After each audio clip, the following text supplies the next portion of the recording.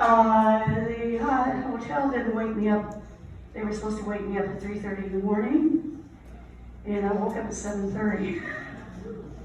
This is what I look like. This is my shirt. Look at this shirt. Because no matter what I will say, they will say the opposite. So I'm going to say Operation Northwoods is wonderful. CIA is fantastic. FBI, they're my best friends. Because they're going to report the opposite. So maybe they'll say that everything I'm saying is the opposite is true. My friends, we live in a time where no matter what you hear, you don't know what you're going to believe. And there's 5 minutes from now, something may come out in the news to say I'm a really bad person. And I won't be told. I tried to get on Facebook this morning to tell them what was going on. And where is my friend, Carol? Carol, where are you? Can you stand up for a second? Carol, was I able to get on my own Facebook page this morning? No. Did you hear what she said? No, you were not able to get on your Facebook, so I had to post for you. Yeah. And my computer beeped a few times. That means I was getting attacked on my computer because I was set up like that. But Peter, God is stronger than anything. All of you are atheists. Have mercy on me because I used to be an atheist, so I know your viewpoint. Please don't get in and throw vomit, okay? That's what I've got. All right, now we're going to talk about these secrets. The other thing I need is Don to come close because I have a vision problem. And if Don doesn't come close and show me the time, I'll go over. I'll get it. Okay, please do, because if you don't shake, you don't right in front of my face. Dude, get off the stage. It's Ed's turn. Come on, Ed. In fact, Ed, you want it now? Okay, let's start with happy birthday. Lee's happy birthday. Ruth Payne. Can we move that screen? I cannot move it. Where are you? Where's my helper? What are you doing back there? Come on, Jim. Jim said, I'm going to be there to move things for you. Okay, but I can't see the screen from here, so I need your help. Oh, I can see that. So I can move this. Okay. All right, happy birthday. So we ordered a birthday cake for Lee's birthday party. And we get the one, the rest photo where he's all beat up, okay? And I put that on there. And the picture that you've been given of Lee doesn't include something like this. The Scarlet Pimpernel. How many of you know about, if you've read my book, what the Scarlet Pimpernel meant to Lee Oswald? Raise your hand if you know. Grover. Grover remembers. What, Grover? Can you come here just for a second? No, it's okay. Okay. But anyway, I want to hear from you. the Scarlet Pimpernel, who I'm going to show you in a minute, is one of the secrets of Lee Oswald's success. Lee was a very intelligent person. Do you think I would be interested in an idiot? I mean, this guy was smart. But he was smart in different ways. You know, there are all kinds of different smarts. Some of us are very practical. Me, they think if I were CIA and I'm giving you disinformation, why they choose somebody that gets lost in their own high school? I mean, you know, I can't find my way out of a paper bag. I can't recognize faces very well. It saved my life, really. People, I love you. You walk up to me and say, who are you? Oh, this is 7th time I've been to your conference and you can't remember me. It's awful. I have a terrible disability. And in defense of myself, they did a scan on my brain because I've got to get I'm supposed to get an operation. I can't do it because my brain is too big. So it's not Alzheimer's that's talking to you. It's, I hope it's not pride or ego or anything like that. Lee Oswald had to pretend to be what he was not, just like the Scarlet Pimpernel. And he got that idea from the Scarlet Pimpernel. The Scarlet Pimpernel was really running what was called the League of the Scarlet Pimpernel. They were using all kinds of disguises. And when they were doing that, they were saving, of course this is a fiction story, they were saving some of the aristocrats who were good people, who the French, they wanted to just chop all their heads off. Sort of like the Chinese killed every intellectual they could during their Great Leap Forward, which was Great Leap Backward, okay? Now, I've talked to some of you, you might remember, in New Orleans. How many of you were in New Orleans last time? All right. Now, you remember I showed you a little red book. Lee said he had his own little red book. Not like Mao, he had like Chinese, you know. He had his own little red book, and that little red book was a Christmas story. And that Christmas story, because some people say, wasn't that Lee Oswald? He was raised in New Orleans where there was a lot of prejudice. In fact, they were demonstrating, you know, Woolworths there and everything. They had sit-ins. The KKK was popular and powerful. The Dallas police, over this whole area, you know, Dallas police wore KKK emblems, you know, on their jackets. You have all this going on. How is it that Lee Oswald said, Judy, let's sit in the back of the Judyth Baker, he said. What? We're going to sit in the back of the bus. I said, and my being 19, I said, will we get in trouble if we sit in the back of the bus? Oh, he said, let's do it. Let's get in trouble. Let's get in trouble. And then he told me about his feelings, and with this little red book, when his mother took it out when they were in Dallas. And he was quite young at that time.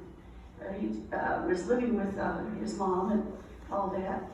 And she read it one Christmas, and he never forgot it because it was a story of the Signati, this is in Serbia, a story about a Christmas in Serbia. And here's how it went. You have this little boy, there was a horrible hurricane or something went through there, and this village everything was just devastated. And they found this little gypsy boy, and he was blind, and he was dark-skinned.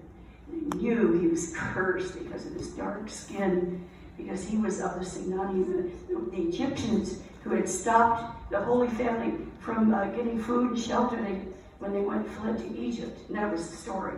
So they hated the gypsies. Here's this little poor, blind, and just maybe 3 years old. And this family took him in, but they wouldn't take him to midnight mass, they wouldn't take him to church, anything like that. You know why? Because he was cursed. He was of the wrong skin color. And Lee said, we had been talking, I said, what were the bad things you did when you were a kid? And we both found out we stole comic books when we were a kid, you know? I know now that shopkeeper had to know that I wasn't that good. I only took a couple, but I'm mentioning this because today a shop owner would probably turn in a 12-year-old, you know, who steals a comic book. But they were much more nicer to kids back then. They were nicer to children. Today a 6-year-old can go in handcuffs to the police station. It's a shame, it's wrong. We need to have more flexibility and kindness. Anyway, so here we have, Lee is telling me that, what else did you do bad? Well, he said, once I defaced the book. Lee Oswald was the last person in the world who would deface a book. So I was interested. So then he told me about this little red book, and he said that's what changed his life. See, I'm telling you secrets nobody knows. Now, some of the people in New Orleans, I was able to read that book to them. Now, the book had different parts. They're like circled and then big X's. And wherever the big X's were in this book that Lee had written in this library book, called This is the Christmas, in all those spots it was about how cruel they had been to this little blind boy because of his skin color and who he was, that he was despised race. And it's really, actually we found other notes that Lee's made their same handwriting, only this is more childish. Because he took that book out again when he came back to Dallas-Fort Worth. I found people that said, yes, we used to go to the library in Dallas, even though he was living in Fort Worth, because that was the only decent library in the area. You know, and where they could find X-Band books and things like that as teenagers, you know, and they could actually look at them. So Lee, yes, took a bus several times, and he wanted to see, at Christmas time, he wanted to see this, he was recruited. He was recruited from Texas. He wasn't recruited from New Orleans. So here he is, and he wanted to see the book again. That's when he did the cross outs in it and everything like that. All right, so I went to the Dallas Library. I was hoping, this is many years later, this was in 2007. And I want to go so much that just before I have to save myself, and I had a lot of bad things happen in 2007, and I had to go and live in exile. And I've lived in Sweden ever since, in and out of Sweden, moving every 90 days since 2007 until this year. They're going to let me stay. We think they will. So I'm happy about that. I won't have to move every 90 days in and out of the EU. And maybe I'll finally be able to get a cell phone. I'll finally be able to get medicine in the system instead of going to all my doctor friends for medicine and so on, because I'm out of the system. So here's Lee, and I'm thinking, I wonder if that book is still there. I found it. This is the Christmas. I open it, and there it is, stamped in there, November 23rd, 1943, when the book, or 30, or whatever it was, when the book was, and it was stamped all over the place in the book, this stamp of when it came into the library. It was just lovely, because it was before, when Lee was born in 1939, so it was stamped before, when he said how old he was, and it was just right, when he took the book out. It was so cool, or his mother did. So why am I talking about this? Because this book shows how he felt. Because this little boy, he grew up, every time they went to church at midnight mass, come Carlos, come, come. But never did they call his name. And so here's Lee going like that, in the book, because he was always left behind. He had to stay in this cow shed, this goat shed, feeding the lambs, and always by himself. Always, he said to the priest, what part of my body, he couldn't see himself, what part of my body is offensive to God and to all of you that I can't go to church? Tell me where it is, and I'll cut it out of my body. So they all went this time to church, midnight mass, and then when they came out, they saw a great light. Meanwhile, this young boy, he's in this shed, wishing he could go to church, and some other boy comes up and he said, well, you can't see me, but touch my face. So he felt the face, and this boy was his companion. All the church people, when they came out, they saw this great light. They followed it, and it was Christ himself with this boy, this blind boy, celebrating Christmas with him. And then they said, look how wrong we've been. It's we who should be cursed for how we treated this young boy.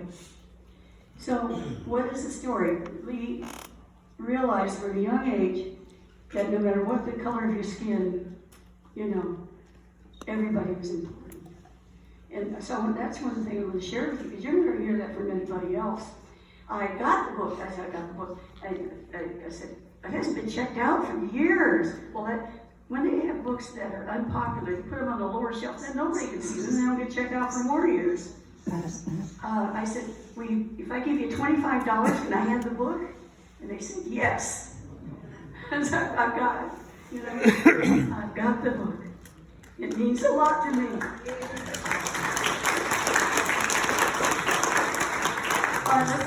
We're going to turn to the next item. It's odd. Here it is. Hopalong Cassidy's favorite milk. What in the heck is going on? How many know in the story of Lee what Hopalong Cassidy meant to Lee Oswald? Anybody? Well, we have interesting FBI record and all that. We looked up. Oswald is going to the grocery store 3 times a week to buy milk and bread. Now, what's going on? He's also taking Marina there 2 or 3 times a week to get milk and groceries and bread. He was feeding me. One thing we have in common, anybody knows me, I am a milk lover, and so was Lee. He loved milk and cinnamon buns, hot cinnamon buns, okay? And when he was on a fast, one time he told me that, don't worry about him because he's going to break his fast with, why was he doing fasting? He was testing himself all the time. He was thin up because he was very wiry. He was thin because he was trying out his strength of discipline on himself. he wanted to be a master of himself. And look how well that stood him when they arrested him and tried their best to break him and make him confess, even when he's dying with a bullet in his gut. And they pulled him into a room. Any of these things that they took him in an ambulance right away, no, they had to pull this armored beast out, you know, and allow the ambulance in. Meanwhile, he's in a room, he was handcuffed, and they're saying, confess now, because you're going to die, boy, you're going to die, son. And he shook his head. So don't believe he was unconscious. Even when they rolled him out, his hand is in a fist. You can't do that when you're unconscious. So don't believe the story that, oh, you know, he never revived. And awful things happened to him in the ambulance. One of the things, you could look at the ticket. The ticket showed, you could see, we've got the photos of the ambulance, you could see the oxygen tank. And yet he got no oxygen on the way to the hospital, none. And we know they pounded on him, supposedly to give him artificial respiration. What they were doing is squeezing the blood as fast as they could into his body so he'd bleed to death. And then they, as you know, heard Dr. Weck say, then they're injecting air into his system, and air embolism will kill you. Were they trying to save Lee Oswald? Did they treat him like others? If you think they did, why is it that when they started rolling him into trauma room 1, they stopped and said, wait a minute, the president died in this room. Pull that goddamn, you know, okay, out. They did, and put him in trauma room 2. Okay? Precious minutes wasted. Wasted. Here's Hopalong Cassidy with this beautiful white horse. Hopalong wears black. What is going on here? I mean, the good guys are supposed to be wearing white, remember? This is one of Lee's heroes because Hopalong Cassidy was a good guy wearing black, you know, but his horse was white. What did Hoppy? He'd go into a bar and he'd order milk to drink. Lee's favorite drink, okay? So here you have Hopalong Cassidy, okay? It says Hoppy's favorite milk, okay? Can you see that on the screen? Can you read it? Yes. Okay. Hoppy's favorite milk. What is going on? You will find in the records that when Lee wanted to get attention, like he's going to be passing out flyers or whatever, go into a bar and order milk and say, "This guy's crazy. What do you mean? What's going on with this guy? He's coming to the bar and ordering milk." You look it up, he did it. That's what Hopalong Cassidy did. Now these are odd little things. Why is Lee taking on these roles? Well, Hoppy wearing black, people thought he was bad. I mean, that was the way the cowboy movies were made. The guy in white was the good guy, and the guy in black was the bad guy. Lee would pretend so often, as you know, that he was the bad guy. Pro Castro handing out those flyers. Okay, that's not nice in New Orleans when you've got people there that are filled with anti-Castro people who want to kill Castro. And here he is. That takes courage, my friends. And that's when we could talk about the Scarlet Pimpernel. But let's look at the picture here of Hopalong Cassidy. He's even older. They loved him. Now we have something different going on. And of course, we're not going to get anything real. See that shirt I'm wearing? Can somebody here tell me what Operation North was about? But we can go further. What was Operation Mockingbird about?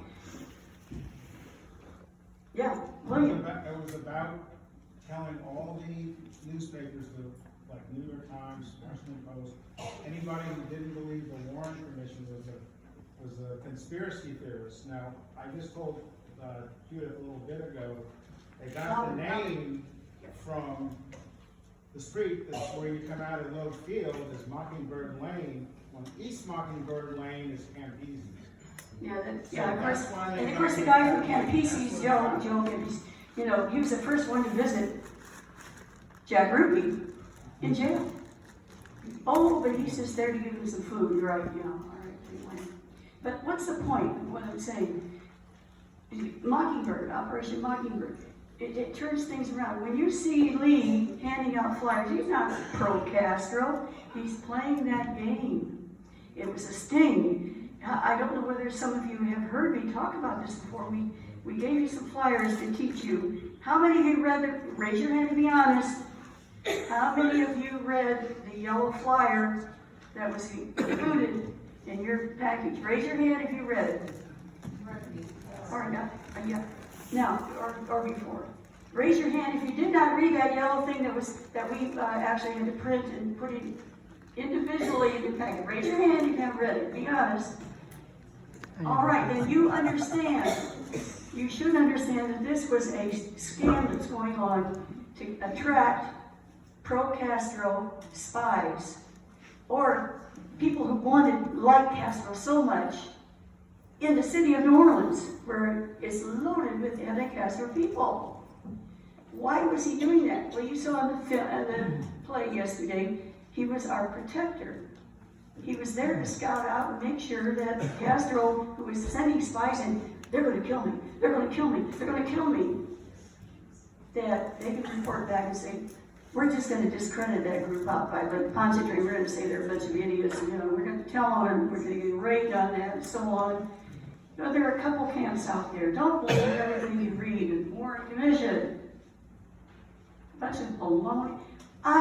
It was so easy for me to know when they were lying. And I've used this example before. Here you have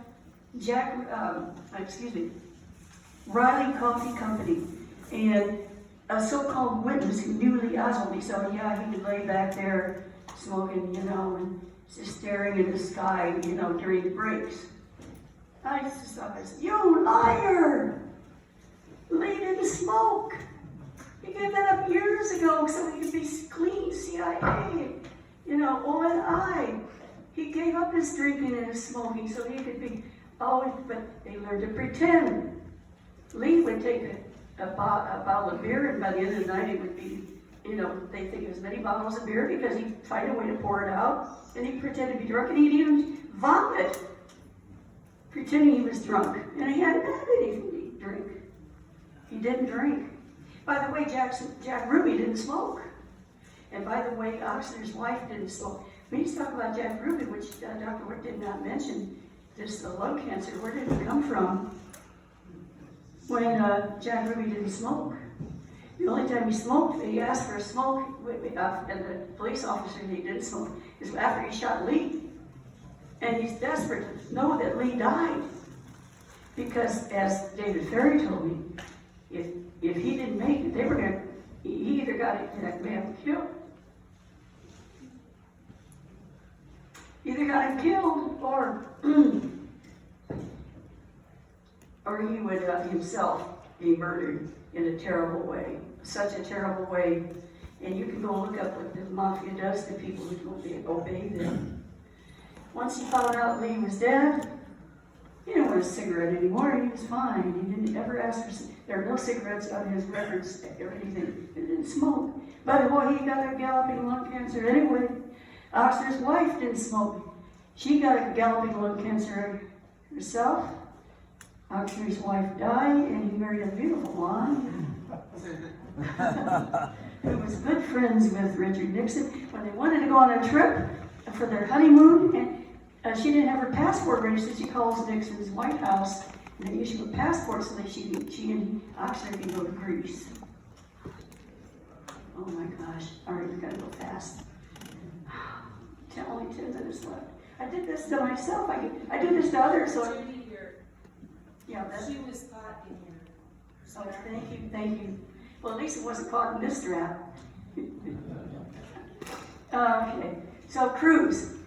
I can't recognize faces very well. That's why Lee took me up close to him and said, "This is Raffaello" to me before. Don't bother, don't act like you recognize him, don't get him in trouble, because this guy came from out of town, nobody knows who he is, so he can't be recognized. And sure enough, all these years, nobody knows who that man was.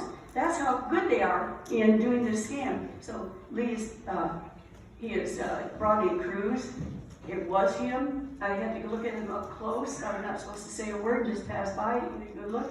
Because I can't remember faces, and Lee was always kind of, I don't mean showing off. He was young, just like me. Look, he says, I got this passport in 24 hours. You know, I am the good guy, but I have to act like I'm not. The Scarlet Pimpernel. We're going to go now and listen to something. Watch this. All right. Donald Trump exposed Ted Cruz's father, Rafael Cruz, as one of history's villains today. That, of course, then you know he was really working at an FBI scam here, a sting, in order to, because these people, why do you think Lee Oswald changed the addresses all the time on his Heads Off flyer? Okay, Heads Off Cuba. First he's at 544 Camp Street, then he changed it to 4907, then he changed it to a post office address. Why is he changing? Why do they keep it the same? Because every time they do this thing and they arrest somebody, they got to change the address because let's go there if you get arrested. After you visit, 5 minutes later or 2 hours later, you're going to get arrested. They're going to check you over, and if you're a bad guy that they think is a spy, you're going to be deported to Cuba.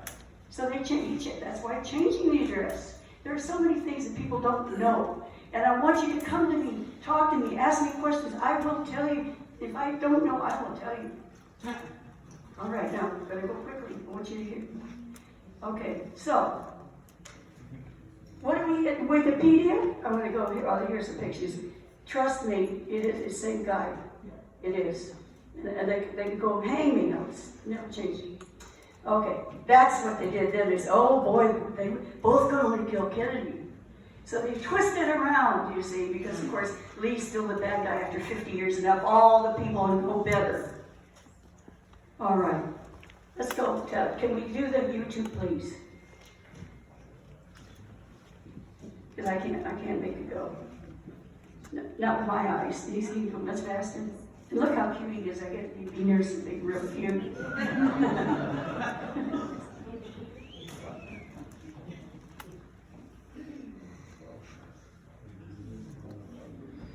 My heart is filled with love for you because you've sacrificed to come here.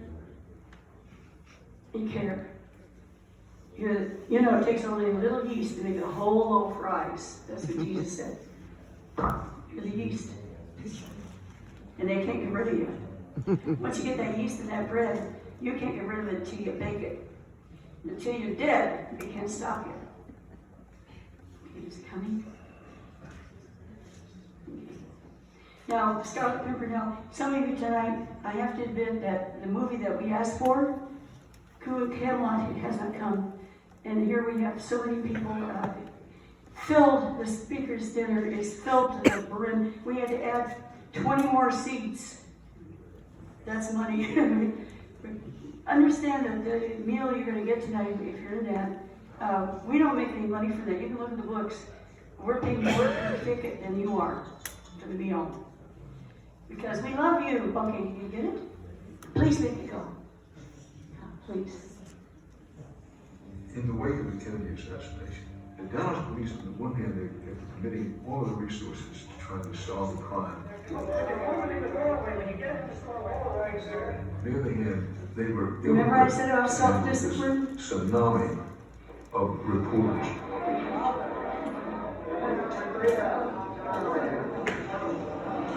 Well, I was questioned by the judge by protested at that time.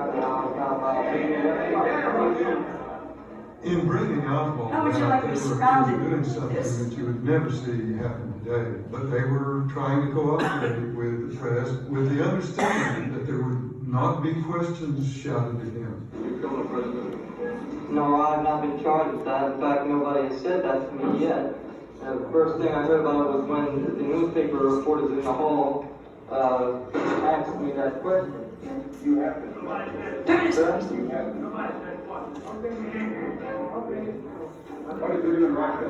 That's the man who killed the president? Do you think so? Come on, look at that face. All right, now we're going to go on to the other one because we don't have much time left. Do you understand? He didn't do it. He didn't do it. And they say he did it to get fame. Does that look like a man who was looking for fame?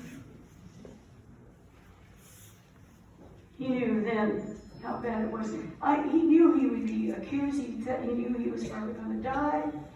But what he wasn't ready for was to be accused of killing the very man. Can you imagine? The very person that he is trying to save. The irony. It's all over. Even though he has so much self-control, the irony is all over his face. Okay, let's get the other one now. It's all the time left. I don't I don't think she's used it. want. Miss Scarlett Pimpernel. Now this is take why- time for a very special induction into the League of the Scarlet Pimpernel. The people being inducted today have read one of the great books of the last few centuries. Each of you are now privy Including Lee Oswald. to a story that has endured for generations. You understand what courage and sacrifice looks like, and what true love and devotion is. I trust that each of you are better human beings and Christian young men and women because of the experience. Now, you must uphold the honor of the League and a very important charge, don't take it lightly, to uphold the secrets of the League and not to divulge them to younger students or people who have yet to read the book. So, in just a moment, we have a symbol of that. We have membership cards. I promise to uphold the honor and the secrets of the League of the Scarlet Pimpernel.